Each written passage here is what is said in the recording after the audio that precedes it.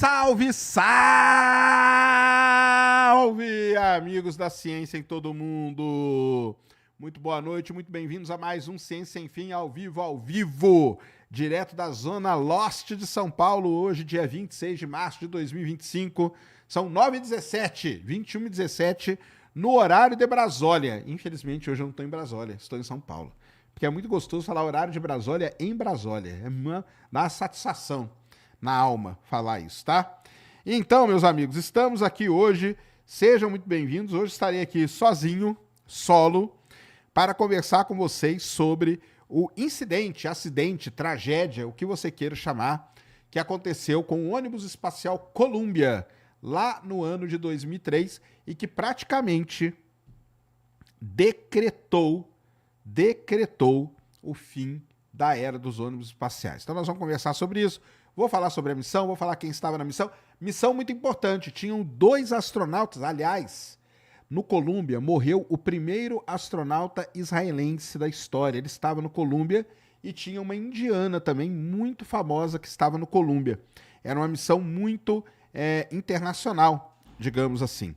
Então nós vamos comentar tudo, falar tudo, mostrar o que aconteceu, por que aconteceu.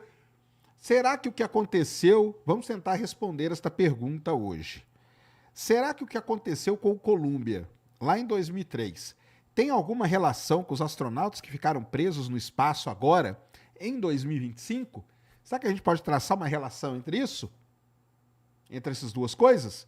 Vamos trocar uma ideia sobre tudo isso, então você já vai chegando, sentando-lhe o dedo no like, para que essa live aqui se espalhe pelas ondas da internet. Beleza?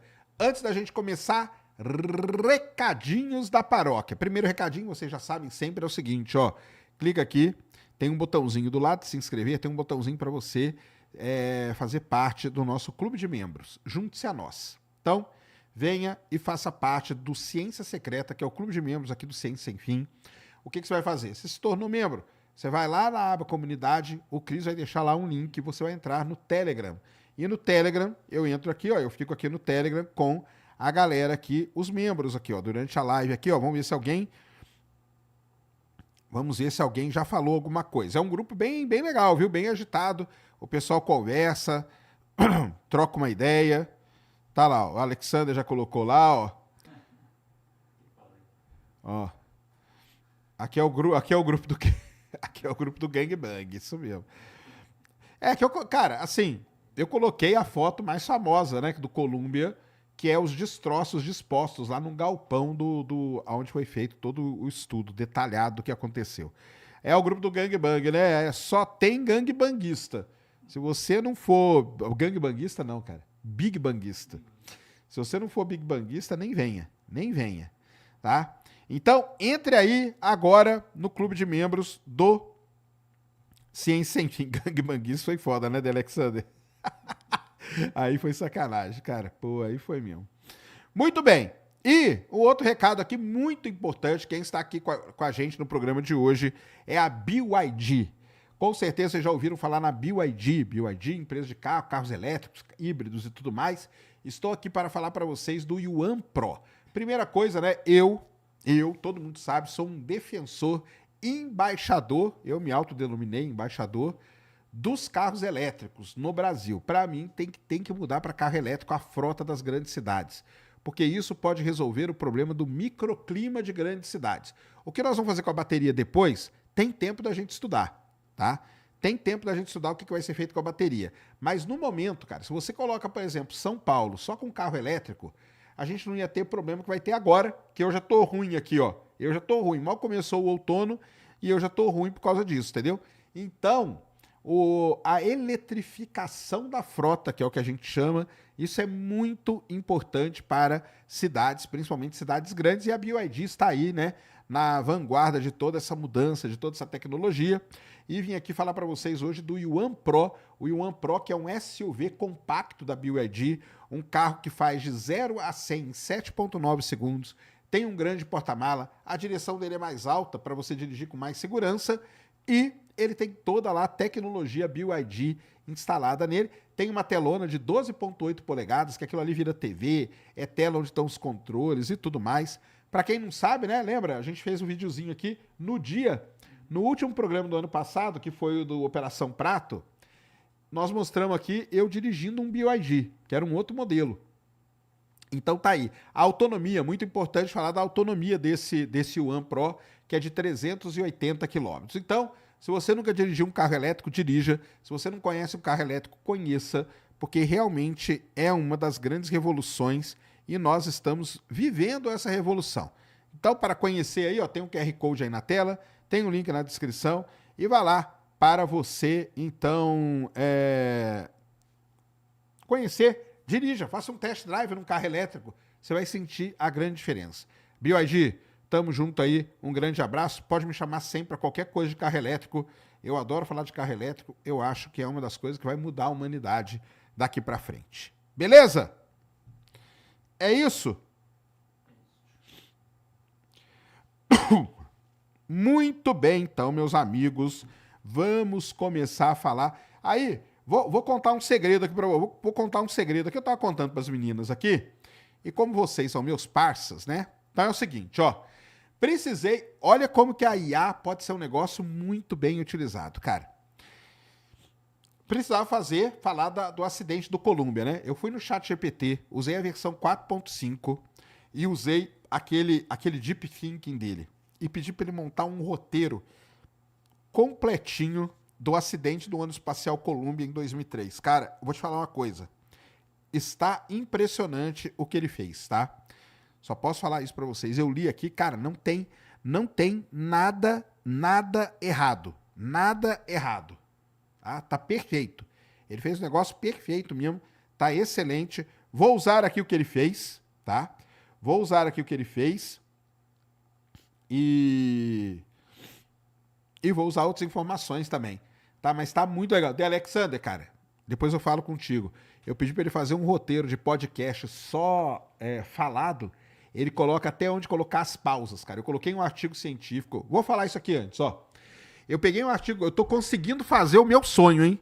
Meu sonho está quase virando realidade. Eu peguei um artigo científico da Nature, eu nem abri o artigo, só baixei ele, taquei ele, fiz um prompt gigante, taquei ele ali usando o Deep Thinking. Ele montou para mim um roteiro de podcast só para eu ler, como se fosse ler o texto, e ele coloca até as pausas, cara, aonde tem que ter pausa. Então depois eu vou gravar, Alexander, eu vou passar para você editar para mim, colocar as pausazinhas ali e a gente soltar. Muito legal, hein? Tá? Tô gostando de ver. Estou gostando de ver. Cara, é aquele negócio. E o Grok? O Grok eu já usei, mas o Deep Thinking do ChatGPT tá excelente, tá? Está excelente mesmo. Então vamos lá, vamos começar a falar o que aconteceu com o Columbia. Antes da gente falar do Columbia, vamos fazer aquela recapitulada geralzona? Vamos fazer aquela recapitulada geralzona. Já tem um programa aqui no Ciência Sem Fim que é sobre o ônibus espacial. O ônibus espacial foi aquele programa da NASA que durou de 1981 até 2011. Era para ser um veículo barato, reutilizável, rápido, né? De você reutilizar ele. O turnaround dele, que a gente chama, era para ser algo rápido. Então era para ser barato, rápido e seguro. No final das contas, ele não foi nenhum dos três. Ele foi extremamente caro. Ele chegou a custar 1,5 bilhão de dólares cada lançamento com o ônibus espacial. Ele não foi nada rápido. O turnaround dele era muito demorado e ele não foi nada seguro, porque foi, afinal de contas, o programa espacial que mais matou astronautas da história, 14. 7 no Challenger e 7 no Columbia. Beleza? Reutilizável o ônibus espacial era? Era. Porque de todo aquele conjunto lá, a única coisa perdida mesmo era o tanque laranja. Os dois boosters branquinhos, que são os SRBs, eles eram recuperados, tudo bem que tinha toda uma força-tarefa para você recuperar aquilo, mergulhador, pegava, puxava, tal, não sei o quê, e a nave que voltava e pousava, né? Então isso aí é a história do ônibus espacial. O ônibus espacial, ele foi muito importante para levar grandes cargas para o espaço, tá?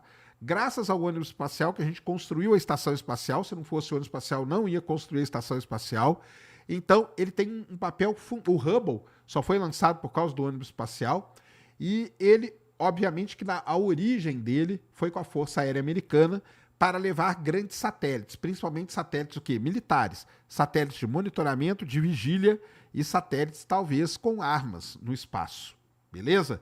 Então, esse é um ampassã aí do programa do ônibus espacial. Uma outra coisa importante, durante a história do ônibus espacial tivemos 2 grandes programas. Um deles foi o Espaço para Todos, onde a McAuliffe, Christa McAuliffe, ela embarcou na Challenger e morreu, infelizmente. Ela era uma professora primária. Tem um episódio aqui no Ciência Sem Fim só sobre o Challenger, o acidente do Challenger. Então depois vocês vão lá e ouçam. Vamos deixar esses 2 aí, Cris, depois na descrição. Tanto do ônibus espacial como do Challenger pra galera, tá? Nós vamos deixar tudo aí. Pode. Não, e pode colocar o negocinho aqui também, não pode? Como card, né? Pode colocar como card também. Então, a Christa McAuliffe morreu no acidente da Challenger. Não vou entrar em detalhe, tá tudo lá no programa. Nós ficamos aqui mais de 2 horas falando sobre isso. E depois teve um programa muito interessante do ponto de vista de lobby para a NASA, que foi o Senators on Space, os senadores no espaço, onde o John Glenn, famoso John Glenn, que voou lá na Mercury, lembra? Fizemos um programa da Mercury também. Vamos deixar o link aqui também, ou o cardzinho aqui, para você entender o que foi o programa Mercury, onde o John Glenn voou no Mercury e depois, anos e anos depois, talvez com mais de 70 anos, chegou a voar no ônibus espacial. Então, o que mais tem para falar do ônibus espacial? De geral, ele virou um programa muito caro e esse acidente que nós vamos falar hoje, que foi o do Columbia, foi ele que basicamente decretou o fim do ônibus espacial, o fim da era dos ônibus espaciais. A gente pode dizer que até o momento, o programa, né, o Space Shuttle, ele foi o programa espacial americano que mais durou.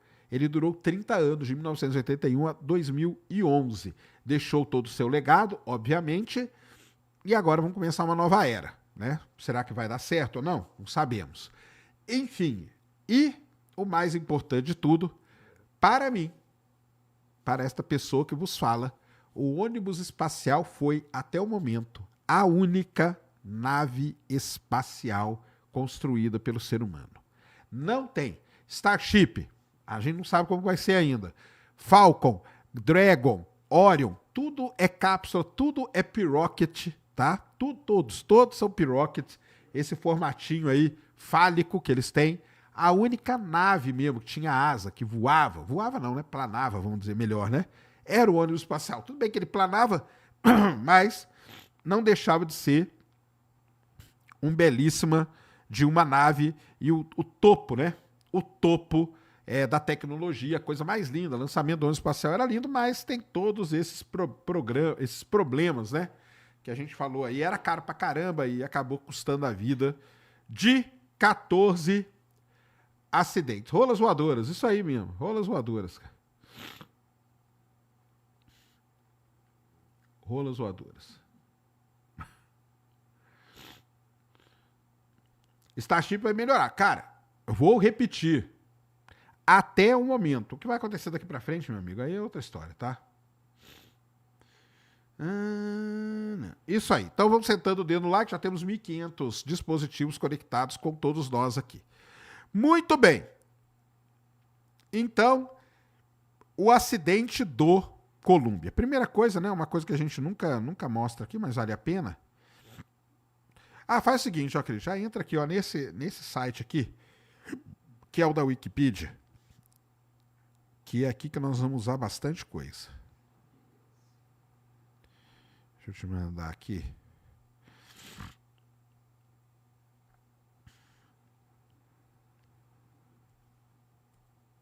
Aí, ó, entra aí.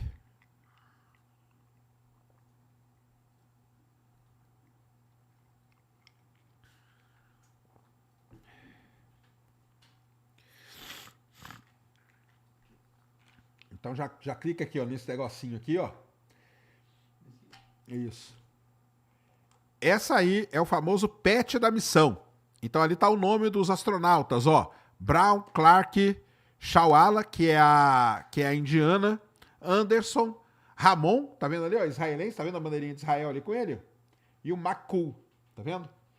E aqui embaixo tá escrito, ó, STS-107, que era o nome da missão. Então a missão do Columbia era nada mais era do que a STS, que é Space Transportation System 107, o STS quer dizer isso. Maio de 2001, foi quando ela foi criada, tá?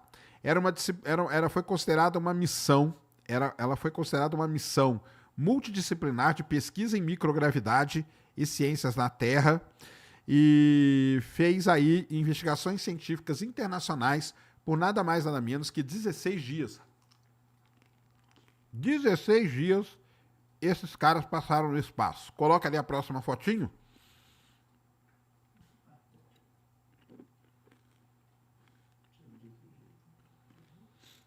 Não, é só clicar nele e na seta aí. Isso. Aí, ó. Aí tá o Columbia na plataforma de lançamento. Então nós estamos vendo o que aqui? A nave Columbia. Branco. Em branco ali, os SRBs, Solid Rocket Boosters. Em laranja, o tanque de combustível líquido. E circuladinho ali, ó, tá mostrando o quê? Tá mostrando a origem do acidente do Columbia, tá? A origem do acidente do Columbia, beleza? Passa a próxima aí, Cris. Então tá aí um zoom, ó.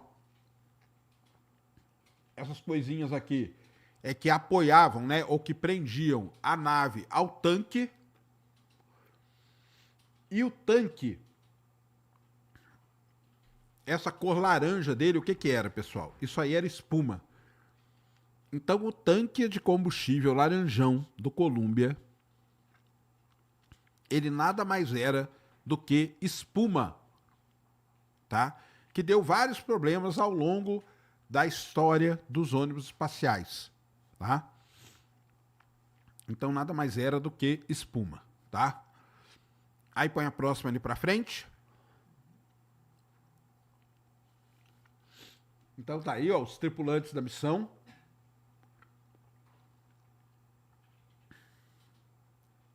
Todos eles aí. O israelense tá aqui, ó, tá vendo? O primeiro astronauta israelense a ir ao espaço foi esse cara aqui, ó. E ali os outros tripulantes da missão. O Brown ali em cima, da esquerda para a direita, né? Então tá o Brown, o Husband, a Clark e a Chawala, o Anderson, o Makul e o Ramon, que era o israelense. Beleza? E agora nós vamos ver, já aproveitar e ver aí como que foi o lançamento do Columbia. Coloca ali para frente aí que vai entrar um gifzinho aí. Aí você pode aumentar isso aí.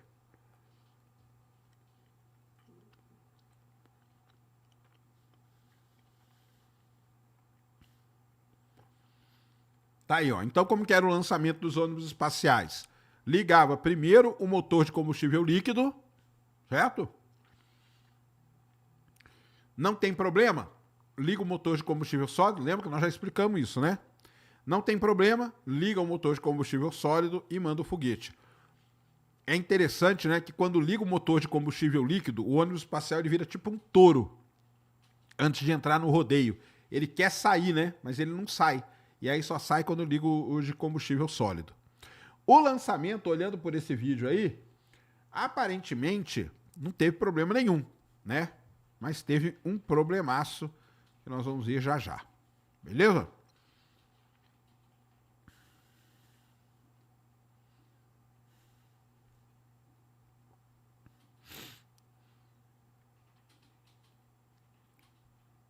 Caramba, aconteceu aqui agora. E aonde que nós vamos ver o problema? no próximo videozinho. Coloca aí, Cris.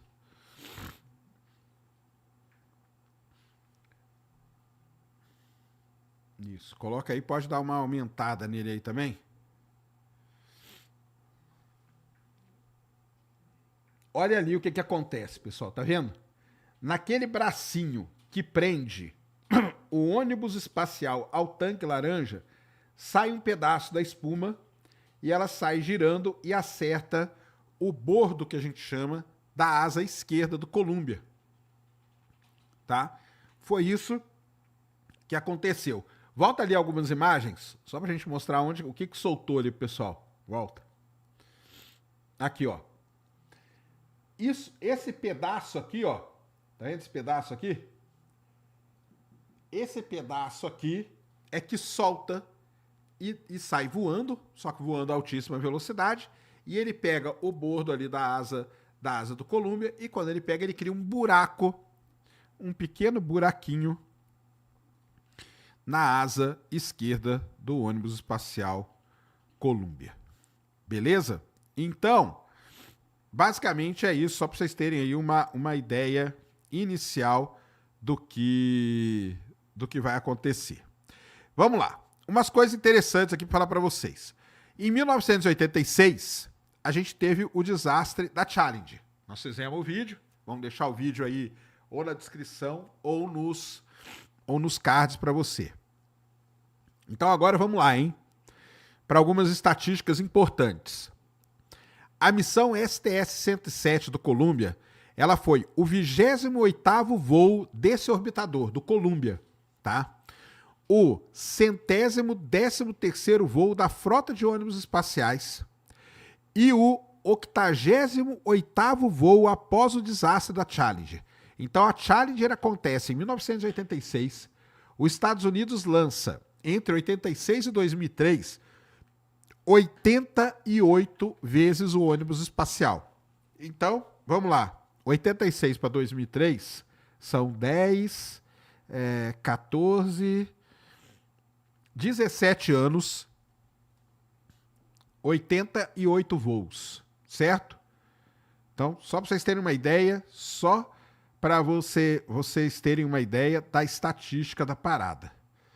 Só para vocês terem uma ideia da estatística da parada. Deixa eu fazer a conta aqui para vocês, ó.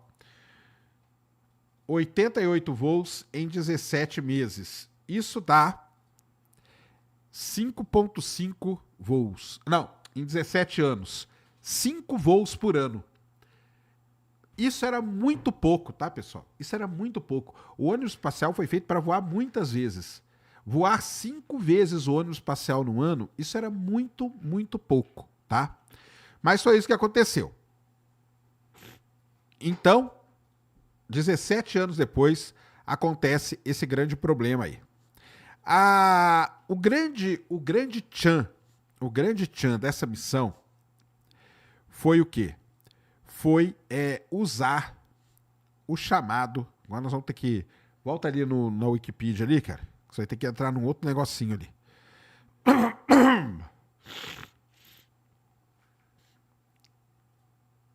Isso, desce aí.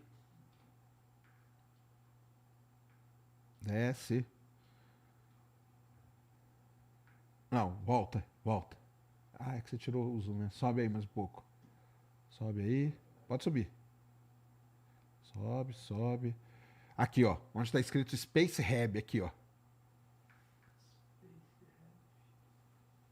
Isso, abre esse negocinho aí.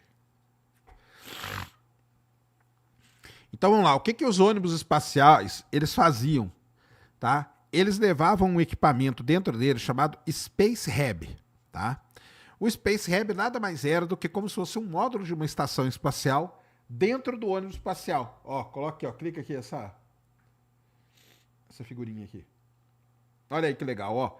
Então o pessoal tava ali, os tripulantes estavam ali na frente, eles atravessavam esse túnel e eles ficavam rodando experimentos dentro desse laboratório espacial, que é como se fosse um módulo da Estação Espacial Internacional. Isso era o Space Hab.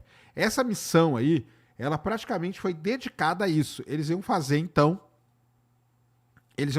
vários estudos aí na questão de estudar, né? Fazer estudos de pesquisas científicas internacionais, fazer estudos de física, biologia, química, entre outros, dentro do Space Lab. Beleza? Então isso é que era a ideia, né, da missão STS-107, tá? Muito bom. Então tá aí. Ela carregou, além do Space Lab, ela carregou o Research Double Model e o Orbital Acceleration Research Experiment e um pallet chamado Extended Duration Orbiter. A missão passou por todas as certificações, estava tudo bonitinho, estava tudo sem problema nenhum, e ela estava prevista, olha agora, ó, ela estava prevista para ser lançada no dia 11 de janeiro, só que ela sofreu ela foi adiada 13 vezes. 13 vezes. Olha o número 13 aí. Será que é isso, cara? E agora, hein? E agora? Tem o número 13 aí, hein? E agora? Tô brincando. Ela foi adiada 13 vezes e o seu lançamento ocorreu, então, no dia 16 de janeiro de 2003. Lembra do Challenger? Foi 28 de janeiro de 86. E a Apollo 1 foi no começo de fevereiro de 66. Então, o que quer dizer isso? Todos os 3 grandes acidentes da história espacial americana ocorreram muito, muito próximos, em datas muito próximas, só que em anos bem diferentes. Tá bom? Muito bem.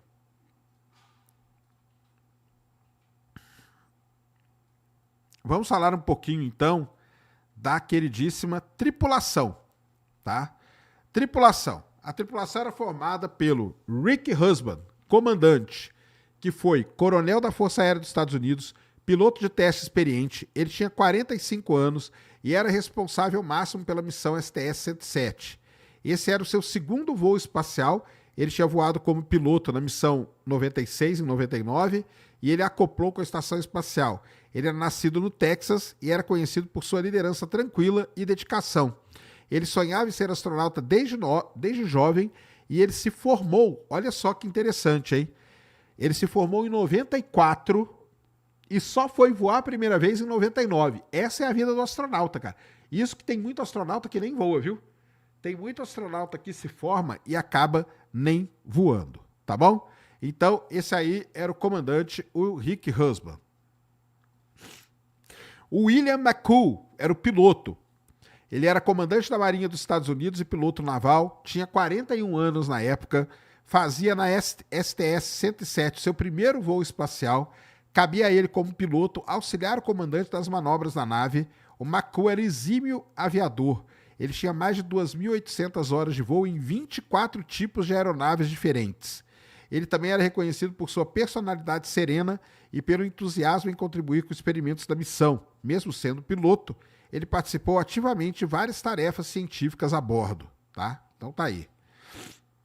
O Michael Anderson, era o comandante de cargas úteis, tenente-coronel da Força Aérea e físico.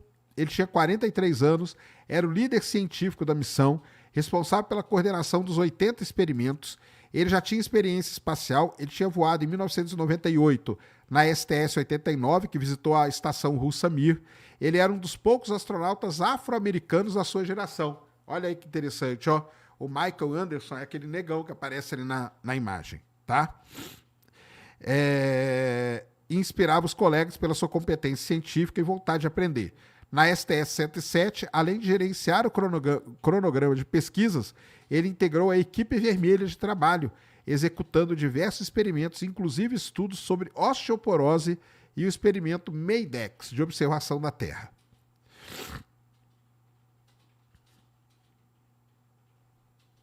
E aí vem, então, a nossa querida Kalpana Chawla.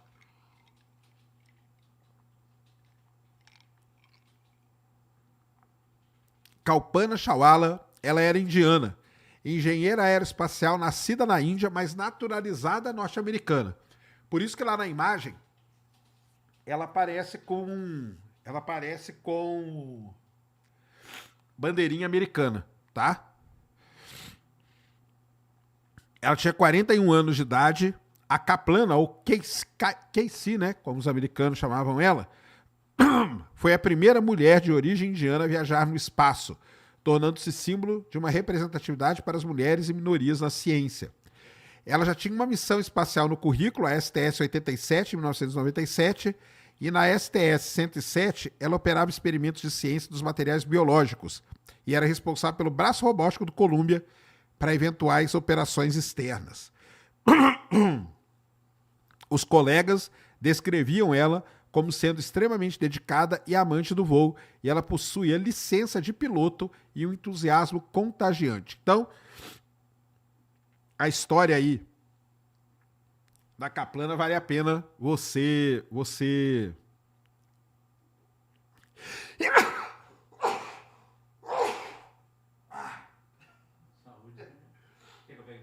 vale a pena você ler. Eu vou no banheiro. Pera aí, cara.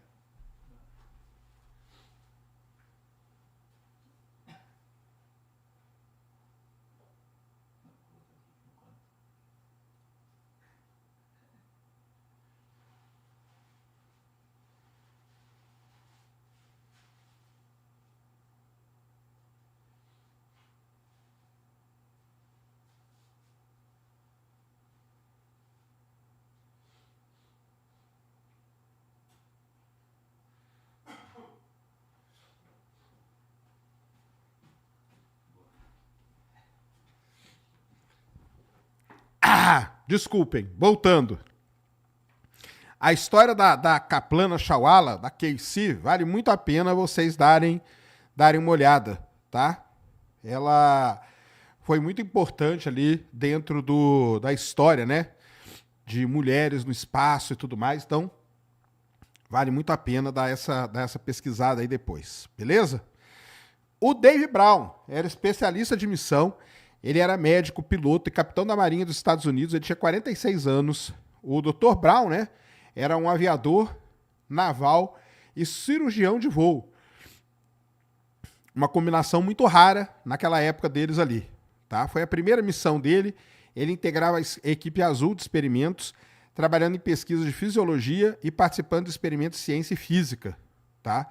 Ele era conhecido pelo senso de humor e curiosidade intelectual, frequentemente entretendo os seus colegas de bordo durante as longas horas de trabalho. Então, tá aí o nosso querido Dave Brown. O Laurel Clark era especialista de missão. A Laurel, né? Clark, era uma mulher. Médica, capitã da Marinha dos Estados Unidos, 41 anos. Ela também era médica de formação. E estava no seu primeiro voo espacial, se juntou à NASA em 96, no mesmo grupo de seleção do Brown. Eles eram colegas de turma. E na STS-107 participou da equipe vermelha, contribuindo com experimentos biológicos e de monitoramento de saúde dos astronautas. Ela era apaixonada por exploração e natureza, trazia com ela para o espaço um pequeno carimbo com o símbolo da Associação dos Exploradores Submarinos. Olha só que interessante, tá?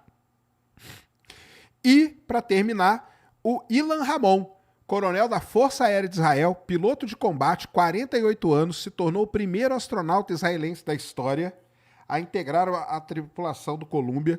Sua participação foi resultado de um acordo de cooperação entre a NASA e a Agência Espacial de Israel.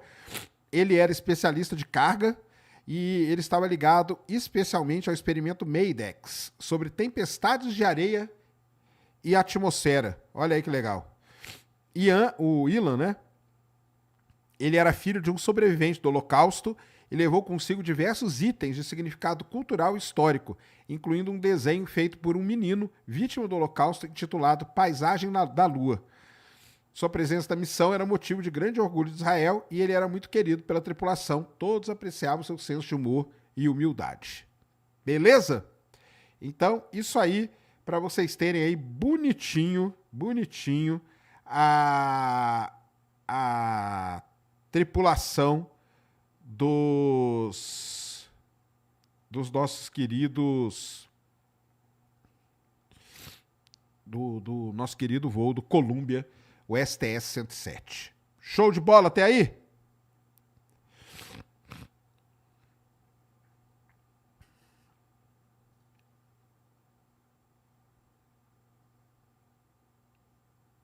Tá tranquilo? Então, já falamos um pouco da missão, falamos os tripulantes, falamos também do próprio Columbia. Aliás, né? O Columbia, né? Para quem não lembra, ele simplesmente foi o primeiro ônibus espacial da história, tá?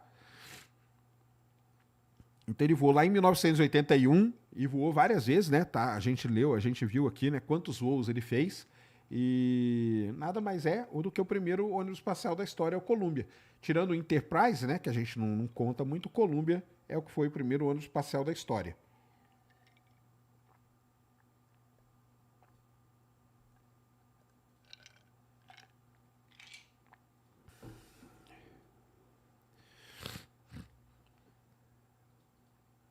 Tranquilo até aí?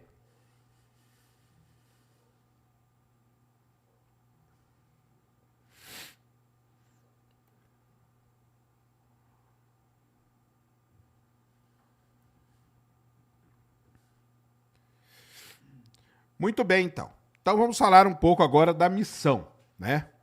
Porque é aqui que entra toda a treta que aconteceu com o nosso querido Columbia, tá?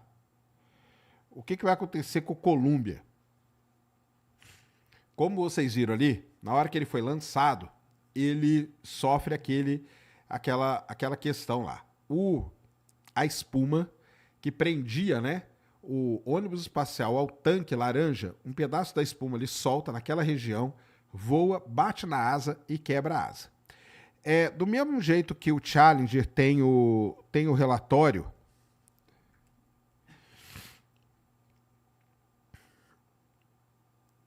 o Columbia tem também. O Columbia tem também um relatório, tá? Ele tem também um relatório, obviamente, né, que tudo isso aí foi muito, muito investigado. Foi criado um Columbia Accident Investigation Board, tá? E aí tem vários e vários volumes, tá? Só para você ter uma ideia, o relatório básico do Columbia, ele tem 400 páginas, tá? Só para você ter uma pequena ideia aí do que acontece com o Columbia. O relatório, o primeiro relatóriozinho ali, o relatório mais tranquilinho dele, tem 400 páginas. 400 páginas, porque é tudo estudado no mínimo detalhe. E depois tem um outro relatório aqui. Esse aqui é mais tranquilo. Esse aqui tem 96. Esse aqui é um resumo. Ó. Tem um resumo de 96 páginas pra gente. Ó que maravilha, ó. Então tem um resumão aqui, ó, de 96 páginas. Podemos deixar o link aí pra galera, quem quiser pegar, né?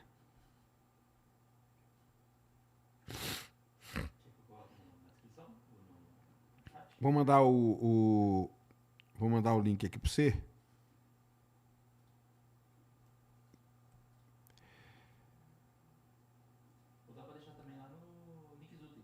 Pode deixar os links úteis, cara.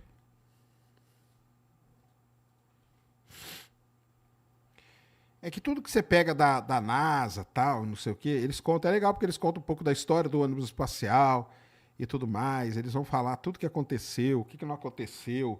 Então é um bom resumo, tá?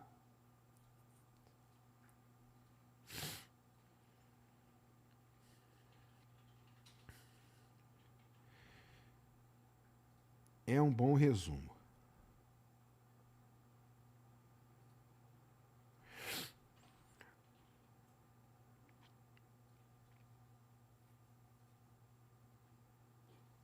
Muito bem. Então o Columbia vai ser lançado, né? Ele acaba. Ele.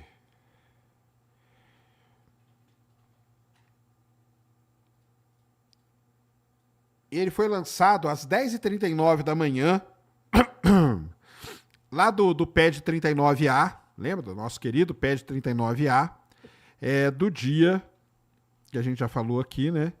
Que é o nosso famosíssimo 1º de fevereiro. Não, 1º de fevereiro de 2003 foi quando ele acabou a missão.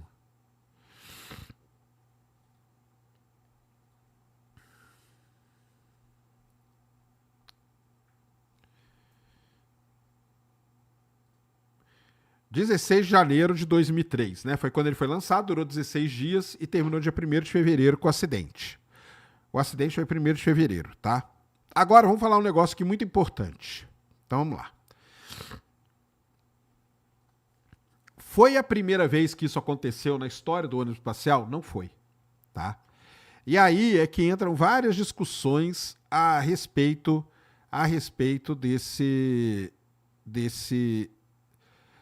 de tudo isso. Então, ó, só para vocês terem uma ideia, essa espuma do tanque, ela se soltou em várias missões. Vou falar aqui para vocês, ó. A missão STS-7 soltou um pedaço de espuma, bateu também num daqueles tijolinhos ali que a gente chama de TPS, tá? TPS é o Thermal Protection System, né? O sistema de proteção térmica da nave. A STS-32 também teve um problema de soltar espuma e bater também em alguma coisa. A STS-50 também, tá? Também. E aí, olha só o que aconteceu. As investigações internas que foram feitas na NASA, elas concluíram que era um risco de voo aceito e que não deveria ser tratado como uma questão de segurança de voo. Olha que doideira. E você quer pior ainda que isso? A espuma sempre soltava naquela junção ali. Era sempre na junção do ônibus espacial com o tanque de combustível líquido. Era naquele ponto ali que as espumas se soltavam. Sempre naquela. Todas essas missões aí aconteceu isso. A STS-52, STS-62, mas nenhum deles, olha só. Então vamos lá. Ó. STS-7, STS-32, STS-50, STS-52 e STS-62. Pelo menos 5 missões antes da STS-107, a espuma se soltou. As duas últimas que eu falei, o pessoal nem foi atrás, só foi atrás depois do acidente do Columbia. Só foi atrás depois do acidente do Columbia, tá? Agora vamos lá, ó.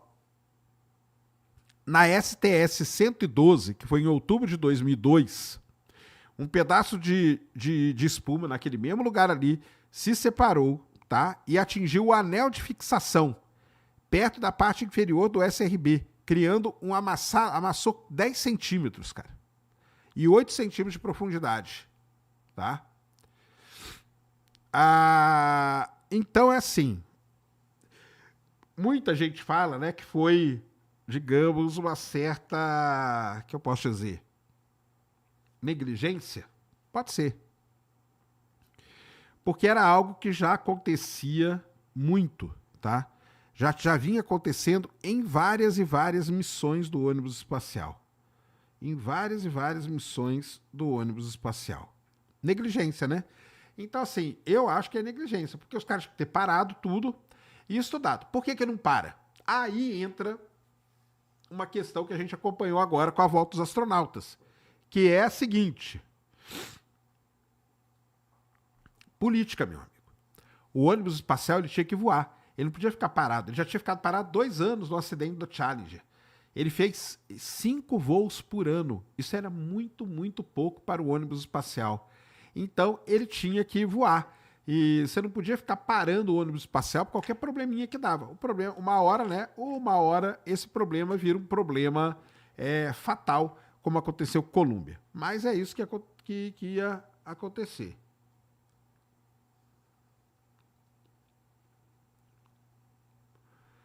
Sérgio, por que precisa dessa camada enorme de espuma?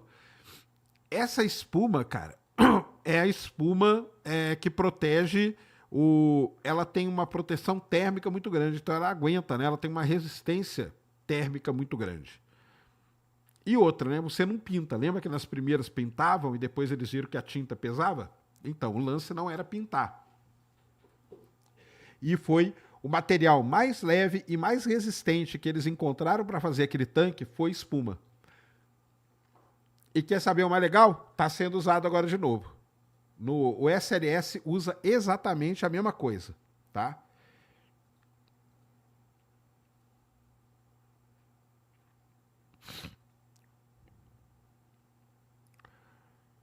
Cadê os propulsores nucleares? Os propulsores nucleares a gente não tem, não, cara. vai ter talvez daqui a muitos anos, beleza?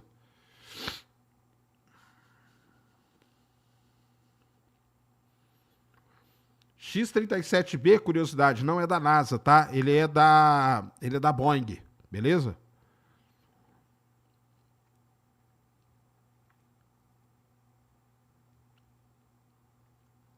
A parte interna do tanque, sim. A parte interna do tanque. E ele era revestido por espuma. Exatamente.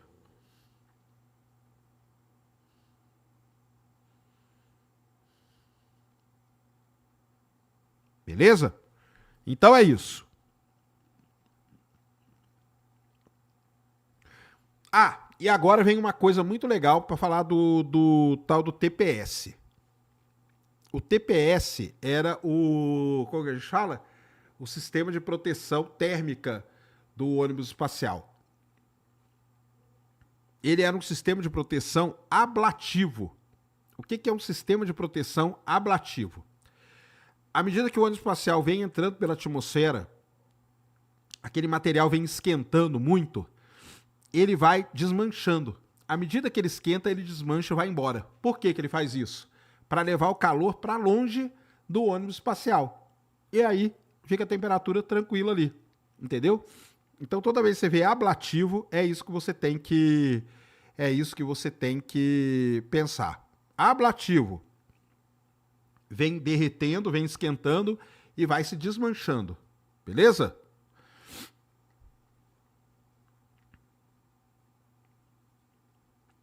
Muito bem. Então, no dia 16 de janeiro, eles decolam tranquilamente até um certo ponto. Por quê? Acontece esse impacto. Solta ali a espuma bate na asa e dá um problema. Agora, acontece o quê? A NASA, ela sabia que tinha acontecido isso. Eles sabiam que tinha acontecido. Tá? Eles sabiam, eles tinham noção do que tinha acontecido com o Columbia. Quando eles vão para o espaço, fazem a missão, eles vão fazendo a missão tranquilamente e tal. Enquanto isso, começa a ter toda uma discussão do que fazer com esses astronautas. O que nós vamos fazer com esses astronautas, tá? Então, após o Columbia entrar em órbita, preste atenção nisso aqui. A NASA conduziu uma revisão de rotina e os grupos eles não, olha só, os analistas do grupo não notaram impacto até o segundo dia da missão.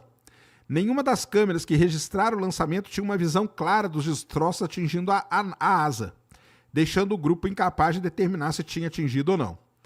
O presidente do grupo, gerente do programa de ônibus espacial, solicitou fotos, né, feitas em órbita da asa do Columbia para avaliar os seus danos. E após receber a notificação do impacto, os engenheiros da NASA, da United Space Alliance, que é a ULA hoje, e da Boeing, criaram então uma equipe e começou a trabalhar para determinar os danos causados no orbitador, tá? Os danos causados no orbitador. E aí é que vai entrar um negócio muito interessante para comentar aqui com vocês. Eles não tinham visto esse problema, tá? Eles não tinham visto esse problema, só foram ver depois. E aí eles foram, então, pensar o que eles deveriam fazer com o ônibus espacial. Joia? Começaram a fazer simulações. Será que o ônibus espacial ele conseguiria voltar para a Terra e sem dar problema nenhum? Será que isso poderia acontecer? Então o pessoal começou a simular as coisas com o ônibus espacial. Enquanto isso, agora imagina você, astronauta, no espaço, sabendo que o seu ônibus, a nave que você tá, que você vai voltar para a Terra, teve a asa dela atingida por um pedaço de espuma, que tinha arrebentado um pedaço da asa, que tinha levado os ladrilhos ali, né, os tijolinhos de cerâmica. Imagina como que você trabalha, meu amigo. Como que você trabalha. o pessoal começou a modelar, eles fizeram vários modelos computacionais, prevendo danos mais profundos do que a espessura dos ladrilhos, indicando que a pele ali do orbitador, né, ela ficaria desprotegida. Beleza? Só que o pessoal acabou tomando a decisão, e aí que entra a parte mais triste de toda essa história, tá? Que eles começaram a avaliar os possíveis danos que a asa do Columbia teve. E aí o lance é o seguinte, a gente começa a simular. Simula de um jeito, dá um resultado. Simula de outro, dá outro resultado. Eles não conseguiram chegar numa conclusão definitiva do que iria acontecer com o Columbia caso ele começasse a voltar para a Terra normalmente. Será que a asa aguentaria ou não aguentaria a reentrada? Será que aquele ponto ali de fraqueza faria com que a nave explodisse ou não? Eles não sabiam direito o que ia acontecer. Então eles começaram a fazer todo esse tipo de pesquisa. E aí começou a ter vários problemas, tá? Agora, você quer o mais interessante dessa história toda? Sabe quem estava encabeçando tudo isso? Os analistas de qual empresa? Da Boeing, meus amigos. Os analistas da Boeing. Isso mesmo. Então a Boeing, ela lá atrás, em 2003, ela participa de um grande acidente. Tá? Ela participa de um grande acidente. A Boeing estava fazendo parte de toda essa história. Tá bom? Espera aí que eu já volto.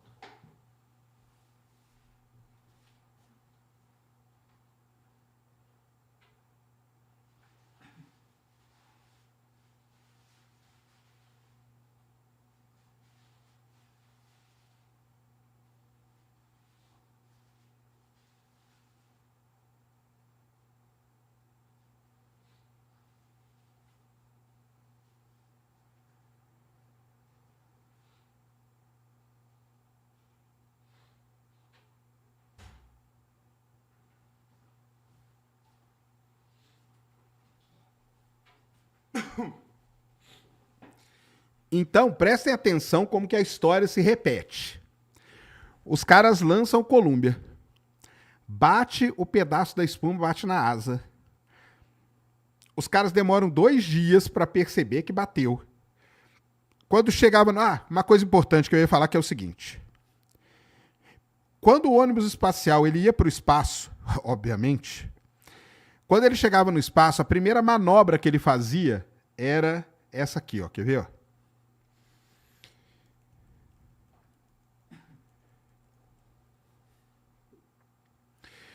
Como que o pessoal descobria, né? Como que o pessoal descobria o que podia ter acontecido com o ônibus espacial? Eles faziam uma manobra chamada backflip, tá? Ou air bar pitch. O que é essa manobra? Essa manobra ela é muito conhecida e tem imagens maravilhosas dela. Deixa eu ver se eu acho aqui.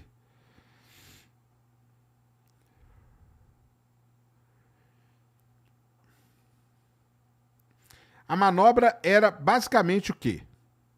Vamos ver se eu consigo explicar aqui, porque eu não vou achar a imagem. Era aqui, ó. O ônibus espacial tá aqui, a estação espacial tava aqui, ó. Beleza? O ônibus espacial ele era lançado. Quando ele chegava perto da estação espacial, ele virava de barriga. Para os astronautas que estavam aqui na estação espacial fotografarem com altíssima resolução o escudo de calor do ônibus espacial. E é assim que eles detectavam danos. Toda vez que tinha lançamento, tinha um tipo de dano no escudo de calor do ônibus espacial. Isso aí já sabia que isso ia acontecer.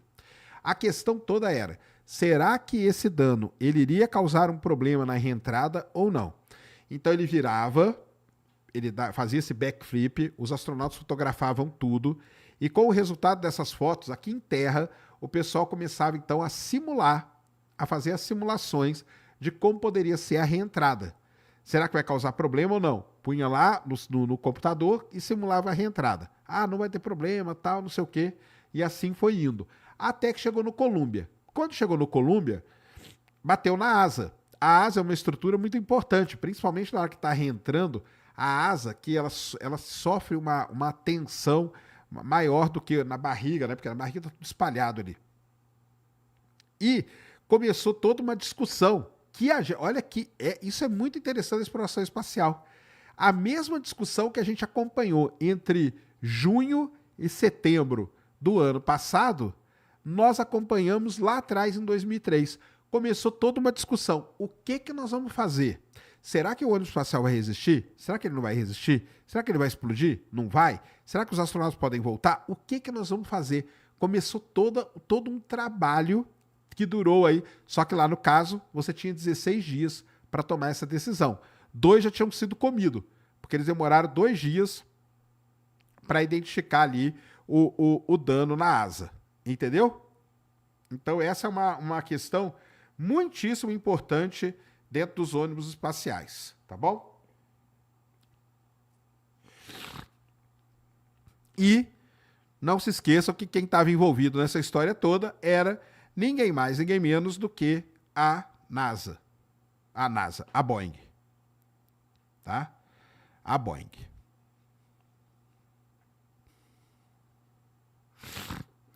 Acontecem umas coisas muito, muito estranhas, né? Então, por exemplo, sabe as conferências de imprensa que a gente acompanhou agora da Boeing, da NASA? Aconteceu a mesma coisa lá em 2003. Numa dessas conferências, mostraram para a tripulação o vídeo, tá? Então, mostraram para a tripulação o vídeo, mas foi tranquilizante Mas eles tranquilizaram a tripulação falando, ó, não vai ter problema nenhum, tá? Não vai ter problema nenhum, beleza? Então foi isso que aconteceu em todo essa questão aqui do Columbia, tá? Em toda essa questão do Columbia. Aí, Cris, se você for lá vai lá na Wikipedia, de novo.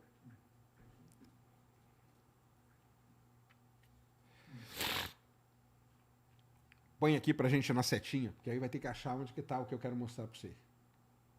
Clica na imagem ali. Aí vai andando aqui. Pode ir. Vai.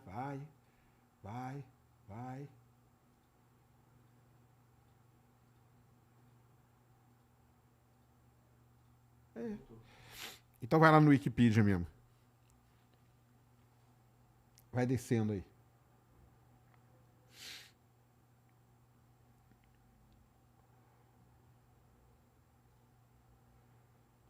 Pode descer, pode ir lá para baixo, vai. Aí, ó, volta. Esse vídeo aqui, ó. Esse vídeo aí, meus amigos, ele é o último vídeo que tem. Olha aí, ó. Aí tá os tripulantes dentro do Columbia. Pode soltar aí. Pode tirar o som e soltar. Aí pode ir passando para frente aí. Acho que na setinha passa, né? Não. Passa aqui embaixo, ó. Pode ir colocando lá embaixo. Coloca ali, por exemplo, no 2 minutos e 28. Aí. Aí, ó. Galera feliz, dando tchau, ó. Então, assim, uma das coisas que fala é que eles estavam todos preocupados que eles iam morrer. Sabe que eles estão preocupados? Eles não estão preocupados. Esse vídeo aqui foi gravado 4 minutos antes da explosão do Columbia. 4 minutos antes da explosão do Columbia, tá? Então, mas pode tirar aí, era só para mostrar mesmo que tava assim. Então vamos lá, olha só.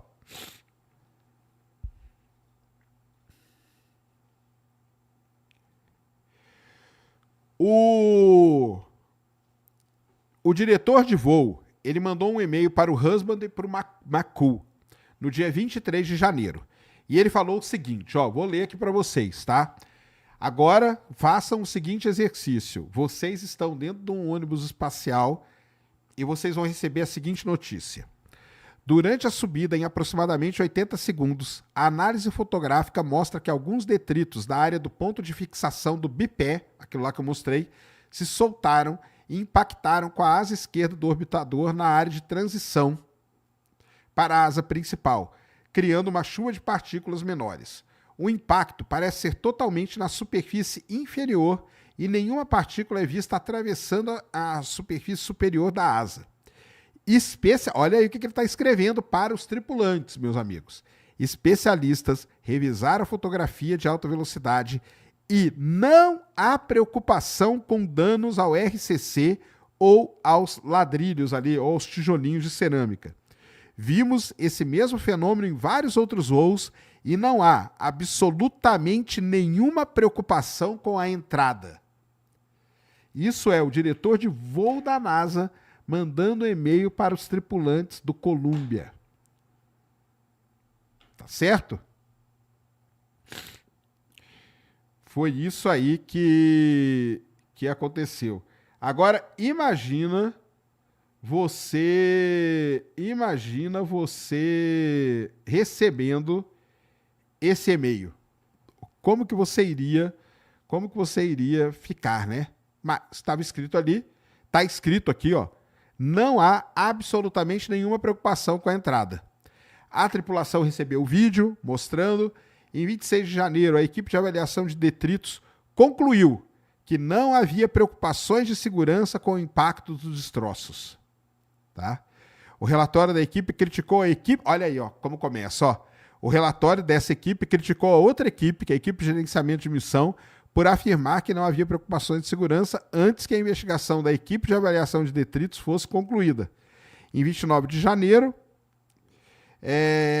foi concordado com a obtenção de imagens do orbitador pelo DoD, Departamento de Defesa americano, mas com a condição de que não interferisse nas operações de voo. Certo? Um dia antes da reentrada, a NASA expressou a intenção de revisar as filmagens de bordo para ver a espuma perdida, mas as preocupações com a segurança da tripulação não foram discutidas, cara. Olha que doideira, hein? Olha que doideira que é o acidente do Columbia, tá? E parece que a história se repete, né? Do mesmo jeito do acidente da Challenger, né?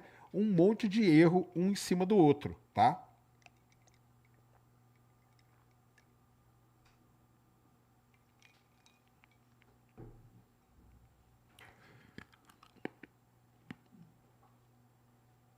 Beleza?